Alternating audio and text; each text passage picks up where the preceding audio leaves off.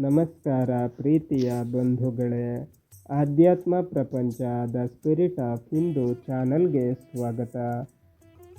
ಭಗವದ್ಗೀತೆ ಅಧ್ಯಾಯ 7 ಜ್ಞಾನ ವಿಜ್ಞಾನ ಯೋಗ. ಶ್ಲೋಕ 8. ರಸೋ ಅಹಮಪ್ಸು ಕೌಂತೆಯ ಪ್ರಭಾ ಅಸ್ಮಿ ಶಶಿ ಸೂರ್ಯಯೋ ಪ್ರಣವ ಸರ್ವವೇದೇಶು ಶಬ್ದಕ್ಕೆ ಪೌರುಷಂ ನೃಷೋ.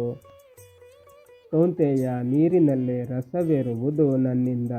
ನೀರಿನಲ್ಲಿದ್ದು ರಸದ ಸವಿಯನ್ನುಣ್ಣಿಸುವುದರಿಂದ ರಸ ನಾಮಕ.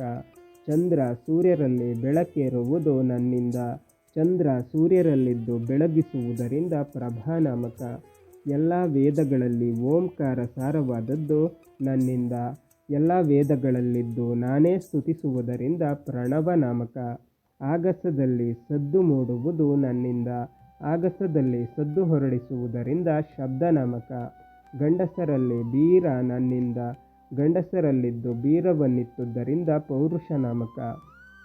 ಭಗವಂತ ಈ ಪ್ರಪಂಚವನ್ನು ಸೃಷ್ಟಿ ಮಾಡಿದ, ಆನಂತರ ಪ್ರಪಂಚದೊಳಗೆ ಪ್ರವೇಶ ಮಾಡಿದ ಎನ್ನುವುದನ್ನು ಶಾಸ್ತ್ರಗಳು ಹೇಳುತ್ತವೆ. ಇಲ್ಲಿ ನಮಗೆ ಸ್ವಲ್ಪ ಗೊಂದಲವಾಗುತ್ತದೆ. ಭಗವಂತ ಸರ್ವವ್ಯಾಪ್ತ, ಆತ ಪ್ರವೇಶ ಮಾಡುವುದು ಅಂದರೇನು? ಇದು ನಮ್ಮ ಪ್ರಶ್ನೆ. ಇದು ಅರ್ಥವಾಗಬೇಕಾದರೆ ಸರ್ವವ್ಯಾಪ್ತ ಭಗವಂತನಿಗೆ ಅನಂತ ರೂಪ ಎನ್ನುವ ವಿಚಾರವೂ ನಮಗೆ ತಿಳಿದಿರಬೇಕು. ಆತ ವ್ಯಾಪ್ತವಾದ ಒಂದು ರೂಪದಲ್ಲೇ ಸರ್ವತ್ರ ಇದ್ದಾನೆ ಮತ್ತು ಒಂದೊಂದು ವಸ್ತುವಿನಲ್ಲೂ ವಿಶೇಷ ಶಕ್ತಿಪ್ರದನಾಗಿ, ವಿಶೇಷ ಶಕ್ತಿ ಅಭಿವ್ಯಂಜಕನಾದ ಒಂದು ವಿಭೂತಿ ರೂಪದಲ್ಲಿ ಅಲ್ಲಿ ಪ್ರವೇಶ ಮಾಡುತ್ತಾನೆ.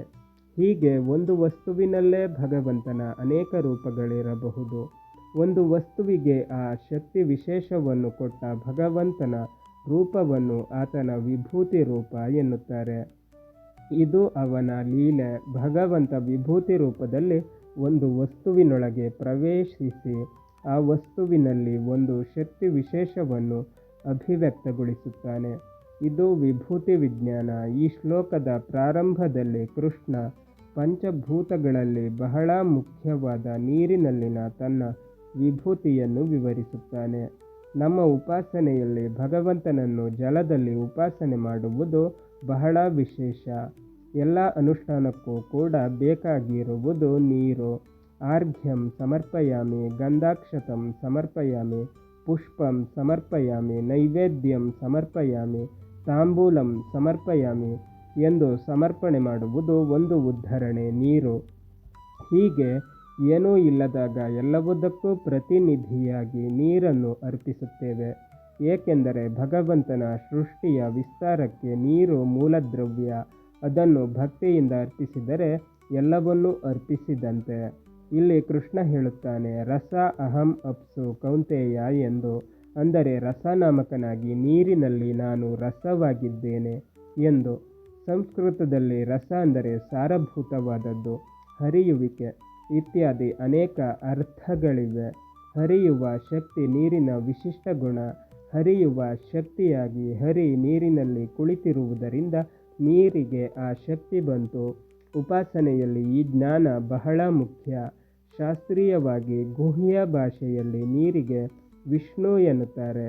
ವಿಶಂತಿ ಅತ್ರ ಇತಿ ವಿಷ್ಣು. ಅಂದರೆ ಯಾವುದರ ಒಳಗೆ ಹೋಗಿ ಹೊರಗೆ ಬರಲು ಸಾಧ್ಯವೋ ಅದು ವಿಷ್ಣು. ಭಗವಂತ ನೀರಿನಲ್ಲಿ ರಸವಾಗಿ ಕುಳಿತ. ನಮಗೆ ರುಚಿಯ ಅನುಭವವನ್ನು ಕೊಟ್ಟು ಅವನು ನೀರಿನಲ್ಲಿ ರಸವಾಗಿ ಕೂರದೇ ಇದ್ದಿದ್ದರೆ ನಮಗೆ ನಾಲಿಗೆ ಇದ್ದು ಏನು ಉಪಯೋಗವಾಗುತ್ತಿರಲಿಲ್ಲ. ಪ್ರತಿಯೊಂದರಲ್ಲೂ ಸಾರಭೂತವಾದ ಇಂತಹ ಅಸಾಧಾರಣ ಶಕ್ತಿ ಏನಿದೆ ಅದು ಆ ಭಗವಂತನ ವಿಭೂತಿ. ಆತ ರಸ. ರ ಎಂದರೆ ಆನಂದ, ಸ ಎಂದರೆ ಜ್ಞಾನ. ಆದ್ದರಿಂದ ರಸ ನಾಮಕ ಭಗವಂತ ಜ್ಞಾನಾನಂದ ಪೂರ್ಣ. ನೀರಿನ ನಂತರ ಕೃಷ್ಣ ಸೂರ್ಯ ಮತ್ತು ಚಂದ್ರನ ಉದಾಹರಣೆಯನ್ನು ತೆಗೆದುಕೊಳ್ಳುತ್ತಾನೆ. ಕೃಷ್ಣ ಹೇಳುತ್ತಾನೆ, ಪ್ರಭಾ ಅಸ್ಮಿ ಶಶಿ ಸೂರ್ಯಯೋ ಎಂದು. ಅಂದರೆ ಸೂರ್ಯ ಚಂದ್ರರೊಳಗೆ ಪ್ರಭಾನಾಮಕನಾಗಿದ್ದು ಬೆಳಗಿಸುವವ ನಾನು. ನಮಗೆ ಪ್ರಾಣಶಕ್ತಿ ಹರಿದು ಬರುವುದು ಸೂರ್ಯ ಮತ್ತು ಚಂದ್ರನಿಂದ. ಮನುಷ್ಯನ ಜೀವನಕ್ಕೆ ವಿಶೇಷವಾಗಿ ಸೌರಶಕ್ತಿ ಕಾರಣವಾದರೂ ಕೂಡ ಸಮಸ್ತ ವನಸ್ಪತಿಗಳಿಗೆ ಚಂದ್ರನ ವಿಶೇಷ ಸಂಬಂಧವಿದೆ.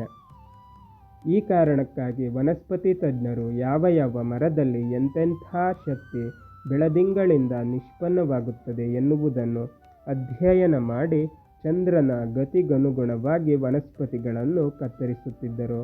ಹಿಂದಿನ ಕಾಲದಲ್ಲಿ ಮನೆ ಕಟ್ಟಲು ಬಳಸುವ ಮರವನ್ನು ಚಂದ್ರನ ಗತಿಗನುಗುಣವಾಗಿ ಅಧ್ಯಯನ ಮಾಡಿ ಕತ್ತರಿಸುತ್ತಿದ್ದರು.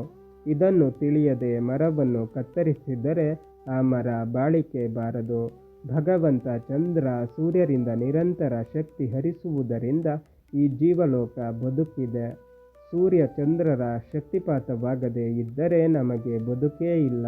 ಇದಕ್ಕಾಗಿ ಭಗವಂತನನ್ನು ಕೇಶವ ಎನ್ನುತ್ತಾರೆ.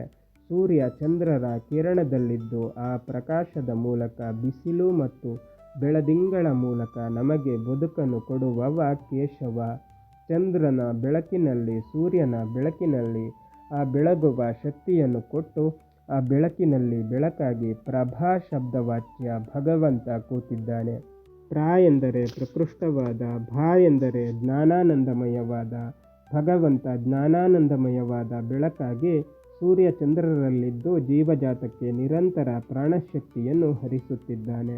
ಕೃಷ್ಣ ಮುಂದುವರಿದು ಹೇಳುತ್ತಾನೆ, ಎಲ್ಲ ವೇದಗಳಲ್ಲೂ ವೇದ ಶಬ್ದವಾಚ್ಯನಾಗಿ ನಾನು ತುಂಬಿದ್ದೇನೆ ಎಂದು. ವೇದ ಎಂದರೆ ಅರಿವು ಕೊಡುವಂತಹದ್ದು ಎಂದರ್ಥ. ಎಲ್ಲರಿಗೂ ಅರಿವು ಕೊಡುವವ ಭಗವಂತ. ಸ್ವಯಂಪೂರ್ಣನಾಗಿ ಸರ್ವರಿಗೂ ಜ್ಞಾನಪ್ರದನಾಗಿ ಸರ್ವಶಬ್ದವಾಚ್ಯನಾಗಿ ಸರ್ವ ವೇದಗಳಲ್ಲಿ ಭಗವಂತ ನೆಲೆಸಿದ್ದಾನೆ. ವೇದದ ಅರ್ಥ ತಿಳಿದವನ ಬದುಕು ಸದಾ ಮಂಗಳಮಯ. ಅಂತಹ ವೇದದ ಸಾರ ಓಂಕಾರ, ಅದೇ ಪ್ರಣವ. ಇಲ್ಲಿ ನಾವು ಒಂದು ವಿಷಯವನ್ನು ಅರ್ಥ ಮಾಡಿಕೊಳ್ಳಬೇಕು. ಓಂಕಾರ ಸರ್ವ ವೇದಗಳ ಸಾರ ಎನ್ನುತ್ತಾರೆ.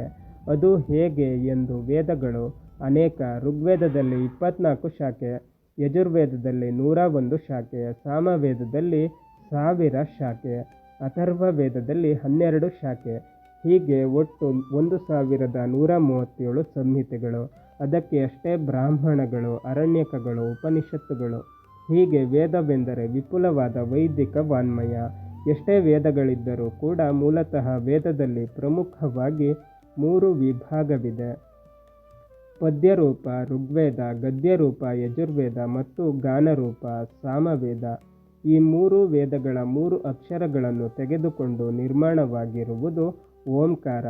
ಓಂಕಾರಕ್ಕೆ ಸಾರತ್ವವನ್ನು ಕೊಟ್ಟು ಸಾರಭೂತನಾಗಿ ಪ್ರಣವ ಶಬ್ದವಾಚ್ಯನಾಗಿ ನಾನು ಓಂಕಾರದಲ್ಲಿ ನೆಲೆಸಿದ್ದೇನೆ ಎನ್ನುತ್ತಾನೆ ಕೃಷ್ಣ. ಇದು ಬಹಳ ವಿಚಾರಗರ್ಭಿತ ಸಂಗತಿ. ಪ್ರಾಚೀನರು 3 ವೇದಗಳನ್ನು ಭಟ್ಟಿ ಇಳಿಸಿ ಅದರ ಸಾರವಾದ 3 ವರ್ಗಗಳ ಒಂದು ಸೂಕ್ತ ಮಾಡಿದರು. ಅದೇ ಪುರುಷ ಸೂಕ್ತ. ಈ ಕಾರಣದಿಂದ ವೇದ ಸೂಕ್ತಗಳಲ್ಲೇ ಪುರುಷ ಸೂಕ್ತ ಅತ್ಯಂತ ಶ್ರೇಷ್ಠವಾದ ಸೂಕ್ತ. ಈ ಸೂಕ್ತವನ್ನು ಮತ್ತೆ ಭಟ್ಟಿ ಇಳಿಸಿ 3 ಪಾದಗಳ ಗಾಯತ್ರಿ ಮಂತ್ರ ತತ್ಸರ್ವಿತುರ್ವರೇಣ್ಯಂ ಭರ್ಗೋ ದೇವಸ್ಯ ಧೀಮಹಿ ಧಿಯೋ ಯೋ ನ ಪ್ರಚೋದಯಾತ್ ನಿರ್ಮಾಣವಾಯಿತು. ತತ್ ಸವಿತುರ್ವರೇಣ್ಯಂ ಋಗ್ವೇದಕ್ಕೆ ಸಂಬಂಧಪಟ್ಟಿದ್ದು, ಭರ್ಗೋ ದೇವಸ್ಯ ಧೀಮಹಿ ಯಜುರ್ವೇದಕ್ಕೆ ಸಂಬಂಧಪಟ್ಟಿದ್ದು, ಧಿಯೋ ಯೋ ನ ಪ್ರಚೋದಯಾತ್ ಸಾಮವೇದಕ್ಕೆ ಸಂಬಂಧಪಟ್ಟಿದ್ದು. ಹೀಗೆ 3 ವೇದಗಳ ಸಾರ ಗಾಯತ್ರಿಯ 3 ಪಾದಗಳುಳ್ಳ ಒಂದು ಮಂತ್ರದಲ್ಲಿದೆ. ಇದಕ್ಕಾಗಿ ಗಾಯತ್ರಿ ಮಂತ್ರವನ್ನು ವೇದಮಾತ ಎನ್ನುತ್ತಾರೆ. ಈ ಗಾಯತ್ರಿಯಿಂದ ರಸ ತೆಗೆದಾಗ 3 ಪಾದಗಳಿಂದ 3 ಪದಗಳುಳ್ಳ ವ್ಯಾಹೃತಿ ಭೂ ಭುವ ಸ್ವಹ.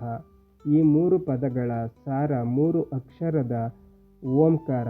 ಓಂಕಾರದಲ್ಲಿ ಅಕಾರ ಋಗ್ವೇದಕ್ಕೆ, ಉಕಾರ ಯಜುರ್ವೇದಕ್ಕೆ ಮತ್ತು ಮಕಾರ ಸಾಮವೇದಕ್ಕೆ ಸಂಬಂಧಪಟ್ಟಿದ್ದು. ಋಗ್ವೇದ ಅಗ್ನಿಮಿಳೆ ಪುರೋಹಿತಂ ಯಜ್ಞಸ್ಯ ದೇವಂ ಋತ್ವಿಜಂ ಹೋತಾರಂ ರತ್ನಧಾತಮಂ ಎಂದು ಅಕಾರದಿಂದ ಪ್ರಾರಂಭವಾಗುತ್ತದೆ ಮತ್ತು ಸಮಾನಿ ವ ಆಕೂತಿ ಸಮಾನ ಹೃದಯಾನಿ ಹ ಸಮಾನಮಸ್ತುವೋ ಮನೋ ಯಥಾವ ಸುಸಹಾಸತೆ ಎಂದು ಈ ಕಾರದಲ್ಲಿ ಕೊನೆಗೊಳ್ಳುತ್ತದೆ. ಅಲ್ಲಿಂದ ಮುಂದುವರೆದು ಯಜುರ್ವೇದ ಇಷೇತ್ವೋರ್ಜೆತ್ವ ಎಂದು ಈಕಾರದಿಂದ ಪ್ರಾರಂಭವಾಗಿ ಸಮುದ್ರೋ ಬಂಧು ಎಂದು ಉಕಾರದಲ್ಲಿ ಕೊನೆಗೊಳ್ಳುತ್ತದೆ. ಹೀಗೆ ಓಂಕಾರದಲ್ಲಿನ ಅಕಾರ ಮತ್ತು ಉಕಾರ ಋಗ್ವೇದ ಮತ್ತು ಯಜುರ್ವೇದವನ್ನು ಪೂರ್ಣವಾಗಿ ಸೂಚಿಸುವ ಸಂಕ್ಷೇಪಣ ರೂಪ. ಇಲ್ಲಿಂದ ಮುಂದೆ ಸಾಮವೇದ. ಸಾಮವೇದ ಅಗ್ನ ಆ ಯಾಹಿ ಎಂದು ಅಕಾರದಿಂದ ಪ್ರಾರಂಭವಾಗಿ ಬೃಹಸ್ಪತಿರ್ ದಧಾತು ಎಂದು ಉಕಾರದಲ್ಲಿ ಕೊನೆಗೊಳ್ಳುತ್ತದೆ. ಆದ್ದರಿಂದ ಇಲ್ಲಿ ಮಕಾರ ಬಂದಿಲ್ಲ. ಆದರೆ ನಮಗೆ ತಿಳಿದಂತೆ ಸಾಮವೇದ ನಾದ ರೂಪದಲ್ಲಿದೆ. ಓಂಕಾರದಲ್ಲಿ ಕೂಡ ಮಾ ಎನ್ನುವುದು ನಾದ ರೂಪದಲ್ಲಿ ಹೊರಹೊಮ್ಮುವ ಅಕ್ಷರ, ಅದು ಸಂಗೀತ. ಹೀಗೆ ಓಂಕಾರ ವೇದದ ಸಂಕ್ಷೇಪಣ ರೂಪ, ಬೀಜಾಕ್ಷರ.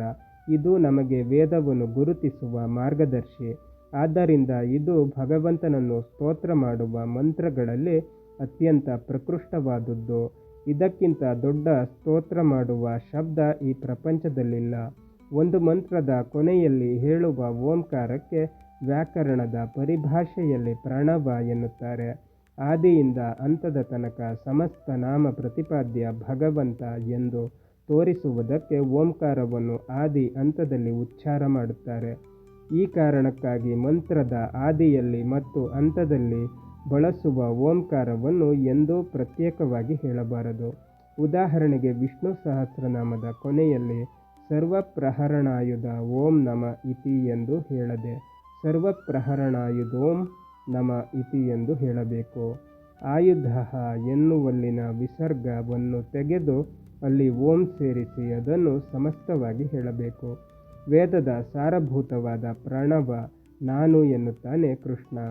ಪ್ರಣವ ವಿಸ್ತೃತಿಯಾದಾಗ ವ್ಯಾಹೃತಿ, ವ್ಯಾಹೃತಿ ವಿಸ್ತಾರವಾಗಿ ಗಾಯತ್ರಿ, ಗಾಯತ್ರಿ ವಿಸ್ತಾರವಾಗಿ ಕುರುಡ ಸೂಕ್ತ, ನಂತರ 3 ವೇದಗಳು, ಅಲ್ಲಿಂದ ಸಮಸ್ತ ವೇದಗಳು. ಹೀಗೆ ಪ್ರಣವದಲ್ಲಿ, ವ್ಯಾಹೃತಿಯಲ್ಲಿ, ಪುರುಷ ಸೂಕ್ತದಲ್ಲಿ, ಸಮಸ್ತ ವೇದಗಳಲ್ಲಿ ಭಗವಂತ ನೆಲೆಸಿದ್ದಾನೆ. ವೇದದ ಶಬ್ದಗಳಿಂದಲೇ ಹುಟ್ಟಿ ಬಂದ ಪ್ರಪಂಚದ ಎಲ್ಲ ಶಬ್ದದಲ್ಲೂ ಎಲ್ಲ ಲೌಕಿಕ ನಾದದಲ್ಲೂ ತುಂಬಿದ ಭಗವಂತ ಆಕಾಶದಲ್ಲಿ ಅನಂತ ಶಬ್ದಗಳನ್ನು ಅನಂತ ನಾದಗಳನ್ನು ಸೃಷ್ಟಿ ಮಾಡಿದ ನಮಗೆ ಶಬ್ದದಿಂದ ಅನಂತ ಅನುಭವವನ್ನು ಕೊಟ್ಟು ಆ ಶಬ್ದವನ್ನು ಗ್ರಹಿಸುವ ಮತ್ತು ಗ್ರಹಿಸಿ ಪುನರುಚ್ಚರಿಸುವ ವಿಶೇಷ ಶಕ್ತಿಯನ್ನು ಕರುಣಿಸಿದ. ಜ್ಞಾನದ ಮೂಲಕ ಈ ಶಬ್ದನಾಮಕ ಭಗವಂತನನ್ನು ತಿಳಿಯುವ ವಿಶೇಷ ಶಕ್ತಿ ಮಾನವನಿಗೆ ಭಗವಂತನ ವಿಶೇಷ ಕೊಡುಗೆ. ಜೀವಲೋಕಕ್ಕೆ ನಾನಾ ವಿಧದ ಪೌರುಷವನ್ನು ಕೊಟ್ಟ ಭಗವಂತ ಪುರುಷ ಶಬ್ದವಾಚ್ಯನಾಗಿ ಮಾನವರ ಬಹುವಿಧ ಪೌರುಷದಲ್ಲಿ ತುಂಬಿದ. ಬಂಧುಗಳೇ, ಭಗವದ್ಗೀತೆ ಮುಂದುವರಿಯುತ್ತದೆ. ಅಲ್ಲಿಯ ತನಕ ನಮ್ಮ ಚಾನಲನ್ನು ನೋಡ್ತಾ ಇರಿ. ಎಲ್ಲ ವಿಡಿಯೋಗಳನ್ನು ನೋಡಿ, ಶೇರ್ ಮಾಡಿ, ಲೈಕ್ಸ್ ಮಾಡಿ, ಕಮೆಂಟ್ ಮಾಡಿ. ಹಾಗೆ ನಮ್ಮ ಚಾನಲನ್ನು ಸಬ್ಸ್ಕ್ರೈಬ್ ಮಾಡಿ.